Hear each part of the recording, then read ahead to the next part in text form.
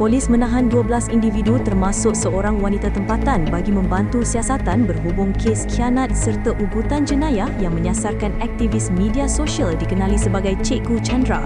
Tangkapan kesemua suspek yang berusia antara 30 hingga 40 tahun itu ditahan dalam beberapa serbuan berasingan di sekitar Banting, Subang dan Serdang bermula Khamis lalu hingga semalam. Ketua Polis Selangor Datuk Syazili Kahar berkata daripada jumlah tangkapan, 7 suspek dikenal pasti mempunyai kaitan langsung dengan insiden yang disiasat termasuk perancang utama. Seramai 7 suspek masih ditahan bagi membantu siasatan manakala 5 suspek dibebaskan dengan jaminan polis. Dalam tangkapan ini kita juga berjaya menahan perancang utama insiden berkenaan.